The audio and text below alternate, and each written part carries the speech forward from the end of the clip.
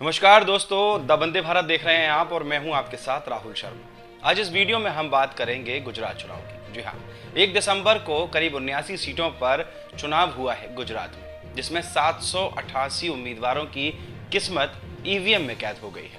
अब हम आंकड़ों पर नजर डालें तो देखिए, आप सब जानते हैं कि इससे पहले कांग्रेस और बीजेपी ही आपस में प्रतिद्वंदी थे चुनाव में, लेकिन इस बार 2017 के बाद 2022 में एक नई पार्टी यानी कि आम आदमी पार्टी ने पूर्ण रूप से दस्तक दी है और गुजरात में कहीं ना कहीं एक अहम पार्टी बनकर सामने आई है। कहीं ना कहीं देखा यह भी जा रहा है कि इस बार कांग्रेस की जगह जो विपक्षी पार्टी बनी है भारतीय जनता पार्टी की, वो आम आदमी पार्टी है। इस बार पुरजोर तरीके से आम आदमी पार्टी के लोग और उम्मीदवार चुनाव लड़ रहे हैं। यहाँ तक कि अगर आपने देखा होगा कि कई मीडिया इंटरव्यूज में अरविंद केजरीवाल ने यह दावा किया है कि आम आदमी पार्टी की सरकार गुजरात में बनने जा रही है। वहीं इसके इतर अगर भारतीय जनता पार्टी के नेताओं और वरिष्ठ नेताओं की बात करें तो उन्होंने भी ये दावा किया है कि आम आदमी पार्टी हमारा विपक्ष नहीं है। हाल ही में एक मीडिया इंटरव्यू में अमित शाह ने कहा था कि हम लोग आम आदमी पार्टी को विपक्ष मानते ही नहीं हैं, हम कांग्रेस को विपक्ष मानते हैं, लेकिन कांग्रेस जो है वह अपने मुद्दों से कहीं ना कहीं भटक रही है, इसीलिए जनता उसे नकार रही है। तो चलिए, कल जो चुनाव हुआ है उसके आंकड़ों पर थोड़ी नज़र डाल लेते हैं। 79 सीटें थी, 788 उम्मीदवार थे और 3 जिलों में चुनाव हुआ है, जिसमें कि एक सौराष्ट्र है, कच्छ है और दूसरा है दक्षिण गुजरात। तो 3 जिलों में चुनाव हुए हैं।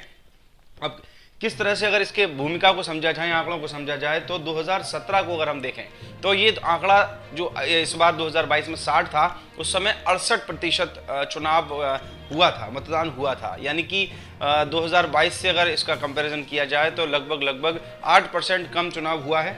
और वहीं 2012 की अगर हम लोग बात करें तो 2012 में 70% चुनाव हुआ था, या मतदान हुआ था, यानी कि 10% कम इस बार चुनाव हुआ है 2012 से।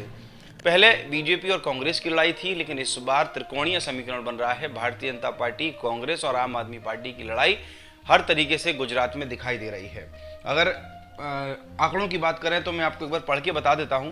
अगर नर्मदा जिले की हम लोग बात करें तो 73% चुनाव हुआ है, तापी जिले में बात करें तो 72% और सूरत में 60% लगभग चुनाव हुआ है। करूच में 63%, सोमनाथ में 7% और मोरबी में अभी जहां पर आपने सुना होगा कि हादसा हुआ था, पुल गिर गया था, वहां पर करीब 67% जो है मतदान हुआ है।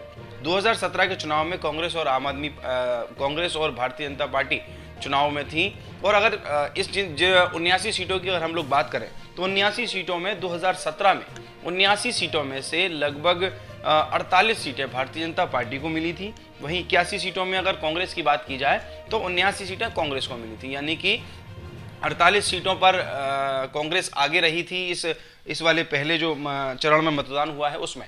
तो पूर्ण रूप से अभी चुनाव बाकी है, चुनाव अभी निश्चित तौर पर अभी आगे चलेगा, मतदान होगा। लेकिन सबसे बड़ी बात अगर 2022 के चुनाव की जाए तो 2022 में इस वक्त चुनाव जो है भाजपा के लिए भी आसान नहीं है। आम आदमी पार्टी एक विपक्ष के रूप में बहुत अच्छा चुनाव इस बार लड़ रही है, आंकड़े इस तरह से बताते हैं। तो सोचने का विषय है और देखने वाली बात यह भी है कि आने वाले जो चरण हैं उनमें चुनाव होगा, किस तरह से आम आदमी पार्टी आगे जाती है या भारतीय जनता पार्टी आगे जाती है। हालांकि कांग्रेस को सभी लोग जानते हैं कि अभी कांग्रेस की स्थिति मजबूत नहीं है, लेकिन फिर भी देखने की बात है कि किस तरह से आम आदमी पार्टी आगे जाएगी, जो कि दावे कर रही है कि हम लोग सरकार, भारतीय जनता पार्टी को कम वोट लाकर आम आदमी पार्टी दावे कर रही है कि हम लोग सरकार बना रहे हैं। वहीं भाजपा भी दावे कर रही है कि हम लोग गुजरात में सरकार बनाने वाले हैं। तो देखने वाली बात है कि आम आदमी पार्टी, कांग्रेस या भारतीय जनता पार्टी, किसका कमल खिलेगा, झाड़ू लगेगी या फिर हाथ का पंजा कमाल कर पाएगा। नमस्कार।